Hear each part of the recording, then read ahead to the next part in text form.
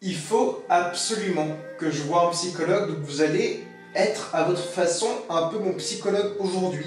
Je m'allonge, hein, comme quand on est chez le psy, parce qu'il faut que je parle moi un peu de Boruto, la version manga, parce que actuellement le studio Pierrot fait un truc de fou avec l'animé, c'est un truc de psychopathe, mais lorsqu'on va arriver au manga papier, avec ce qui se passe là, avec Kawaki, avec Jigen, avec Dalta, avec Kashin Koji, avec Ao, avec le Kama, avec Kara, avec l'outil ninja, avec tout ce qui se passe, on va tomber sur un shonen qui pourrait rivaliser largement avec Boku no Hero Academia.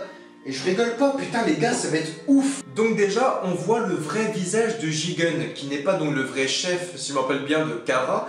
Jigen est plus ou moins le bras droit de l'organisation, si tu te rappelles bien. Il était expliqué que le leader en fait de Kara avait des choses à faire, donc Jigen avait pris la relève. Donc Jigen, c'est vraiment un peu le bras droit, comme Pain qui était un peu le bras droit ou l'ancien leader avant Toby, tu vois. Si tu vois le truc, c'est Obito qui a mené tout l'Akatsuki là où ça en était. Même si Zetsu était un peu le vrai fondateur du machin, du projet. Mais à la base, tu pensais que Pain était le boss, mais derrière lui, il y avait Obito. Bah là, c'est presque pareil. Tu penses que Jigen est le boss, mais c'est pas Jigen le boss. Derrière, il y a un autre mec qui est le vrai leader de Kara. Et donc on voit aussi Delta. Donc je me dis, est-ce qu'il n'y aurait pas Omega et Alpha? Est-ce que ce serait possible qu'au final, on ait Delta, Omega et Alpha au point de vue de Kara? Qui est vraiment Delta aussi? On voit que Delta a une espèce de force physique incroyable. Elle pose à peine son pied sur la table et la table a complètement volé. Et Jigen, ne serait-il pas un Kaioshin? On ne sait pas du tout d'où sort Kara, mais est-ce que ces shinobi ne seraient pas également des dieux? On sait que Otsutsuki et cette branche sont des dieux, mais est-ce qu'au final, Kara ne serait pas aussi des dieux, puisque on voit que la table vole là où est en train de manger Jigen, il met sa main comme ça, et il y a une table, une nouvelle table, hein, c'est pas l'ancienne, c'est une nouvelle table qui apparaît, avec le verre de vin rouge, avec l'œuf et tout réapparaît. Est-ce qu'il n'aurait pas un pouvoir de création? Et si c'est le cas, ça va être super dangereux, parce que le mec va pouvoir te balancer tout et n'importe quoi à la gueule. Des météorites, il va pouvoir te balancer des petites planètes, il va pouvoir te balancer des pluies de kunai, des pluies de katon, enfin il va pouvoir te faire apparaître des trucs de psychopathe. Et je me dis, est-ce que Jigen ne peut pas faire réapparaître une chose passée? C'est qu'en fait, il n'a pas fait réapparaître la table qui vient de se faire péter, mais il a fait réapparaître la table avant qu'elle se fasse péter. Enfin, c'est dur à expliquer, Est-ce qu'au final, il n'a pas créé une nouvelle table, il n'a pas créé une nouvelle table avec un nouveau verre, avec une nouvelle assiette, c'est pas un truc de nouveau. Est-ce qu'il n'aurait pas remonté le temps à sa façon pour faire réapparaître la table avant qu'elle explose?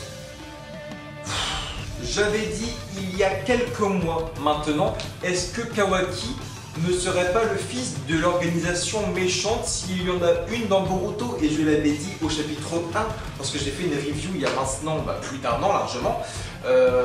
Et au final, est-ce qu'on ne tiendrait pas le truc? Bah non, parce que Jigen n'est pas leader, mais si Jigen aurait été le leader, ma théorie aurait été bonne. Kawaki est le fils adoptif donc de Jigen, avec une espèce de nouveauté. C'est qu'habituellement, tous les méchants, un peu les ennemis de Naruto sont des personnes qui sont chez eux, qui ont vécu la guerre, qui ont vécu le meurtre, et donc ils deviennent méchants pour ça. C'est le cas de beaucoup d'ennemis. Là, Kawaki, c'est un garçon qui a l'air d'aimer son père, mais il est battu à mort. Il est battu à mort par son père qui semble d'être un espèce de marchand alcoolique.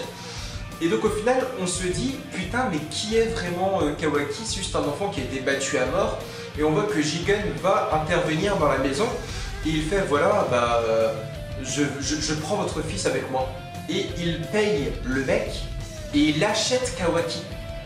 Il achète complètement Kawaki et il dit à Kawaki, bon maintenant je suis ton nouveau père, viens avec moi.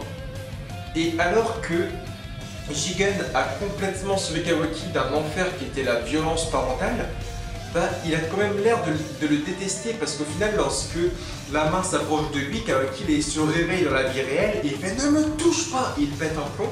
Il y a une déflagration de chakra qui va faire un cratère carrément. Donc Kawaki refuse complètement que Jigen le touche. Il ne considère ça se trouve même pas Jigen comme son père. Et puis on voit dans le chapitre entier que Kawaki fuit complètement Kara. Et ce qui est incroyable, c'est qu'il a été sauvé par cette organisation, il a été sauvé par Jigen, mais il le fuit. Et s'il fuit au final ce fameux Jigen, c'est qu'il y a une raison aussi. On apprend également que Kawaki est bel et bien le réceptacle, donc il était dans l'espèce de tombe, et voilà, il y a plein de secrets encore, c'est qu'est-ce que Kawaki foutait dans une espèce de tombeau, qui était lui-même dans un dirigeable. Putain! C'est-à-dire que là, il y a encore plus de mystère maintenant pour la suite des aventures de Boruto, puisque là, il est en train de se battre contre un mec qui a un nom chelou au passage, qui s'appelle Garo. Il se bat contre Garo, qui est un mec qui a pris de tarif à son menton et à sa bouche, parce qu'on a compris.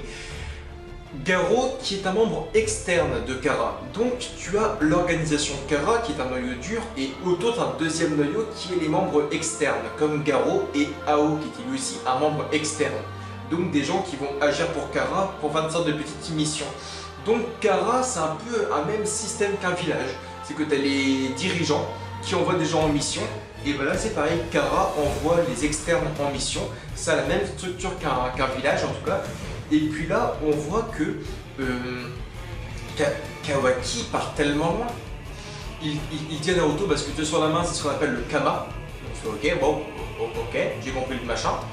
Ensuite, on va te montrer Kawaki qui a une vitesse extraordinaire et qui, sur son bras droit, son bras se transforme comme s'il avait une marque maudite à la Orochimaru pour frapper Garo. Et ça se finit comme ça. Donc là, tu as plein de questions en tête. Est-ce que le Kama permet de transformer son corps? Est-ce que le Kama n'est pas un pouvoir de création? Moi, j'ai l'impression dans le fond que tous les membres de Kara possèdent au final le Kama. Je ne sais pas pourquoi, mais toutes les traces qu'ils ont, comme par exemple, bah, c'est le cas de Jigen sur son menton, j'ai l'impression qu'ils ont toutes et tous le Kama en tant que membre d'organisation, et c'est peut-être le cas de Kashin Koji aussi. Et j'ai l'impression que le Kama est un pouvoir de Dieu et un pouvoir de création dans le sens où Jigen fait réapparaître une table avant, comme si elle allait exploser. Il a une espèce de pouvoir de création, il a recréé une table avec le verre de vin, il a juste recréé un truc comme ça. Et là, j'ai l'impression que Kawaki, il se crée un bras, il se crée une arme dans son bras. Peut-être grâce au Kama. Donc ce sera à voir si Boruto pourrait le faire à l'avenir, s'il pourrait, je sais pas, se créer une espèce de lame dans le bras, un truc comme ça, ce serait complètement ouf. Le Kama pourrait bel et bien être l'arme la plus folle, et c'est quasiment sûr aujourd'hui, et via ce qu'on a vu, que si Kara poursuit Kawaki, et s'ils doivent ramener Kawaki à la base, c'est pour le Kama, et c'est quasiment sûr, c'est que lorsque Delta arrive à côté de Kashin Koji, elle fait bon, merde, le blondinet, le Boruto, il a le Kama, comment c'est possible qu'il y ait deux Kama? Donc c'est chelou, le Kama est super rare, le Kama a un avenir, le Kama a un secret, on ne sait pas quelle révélation il va y avoir dans les guerres et tout, mais c'est complètement fou. Et puisque Kawaki fuit complètement Kara, est-ce que Kawaki ne va pas rejoindre Konoha? Est-ce que lorsqu'il aura gagné un peu, tu vois, l'espèce d'amour propre des villageois, est-ce qu'il va pas détruire le village? Parce qu'il a un pouvoir de fou lorsqu'il lui fait ne me touche pas et qu'il explose tout autour de lui. C'est une bombe humaine comme garçon. C'est une bombe humaine, c'est qu'il peut exploser tout à n'importe quel moment. Et c'est peut-être ce qui va arriver avec Konoha par la suite aussi, c'est qu'il a un pouvoir de psychopathe. Moi je te le dis clairement, je vois largement Kawaki tuer Jigen. Et je te le dis clairement, Kawaki va tuer Jigen. On voit qu'il y a une espèce de lien père-enfant qui n'est pas stable du tout. Et voilà.